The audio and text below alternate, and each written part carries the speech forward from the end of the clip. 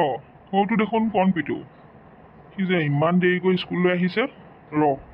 ইহঁতৰ মানে অকণো কাণ্ড জ্ঞান নাইকিয়া হৈছে কেইটা বজাত স্কুল আহিব লাগে তাকো নাজানে এইখন কলেজ পাইছে নেকি যেতিয়াই মন যায় তেতিয়াই আহিব এয়া দেখোন কনক ছাৰ এই ছাৰটো যে এতিয়াহে বাহিৰত ৰৈ থাকিবলৈ পালে যেনে তেনে মই ক্লাছৰুমত সোমাই ল'ব পৰা হ'লেই ৰক্ষা পৰোঁ কিয়নো ৰৈ থাকিব লাগেনে বাৰু ছাৰ ভাল আজি মোক কথা শুনাব আৰু এই কণপিটো তই যে ইমান দেৰিকৈ স্কুললৈ আহিছ এইখন কি কলেজ পাইছ নেকি যেতিয়াই মন যায় তেতিয়াই আহিবি কেইটা বাজিলে 10টা বাজিলে 10টা বজাত স্কুললৈ আহে ইমান দেৰি কিয় হ'ল কি কৰি আছিলি ঘৰত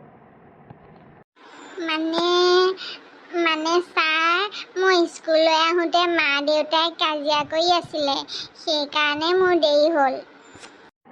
তোৰ মা বাপেকে কাজিয়া লগাৰ কাৰণে তোৰ আকৌ স্কুল দেৰি হ'বলৈ কি হ'ল হে মানে ছাৰ মই স্কুললৈ পিন্ধি অহা জোতাযোৰৰ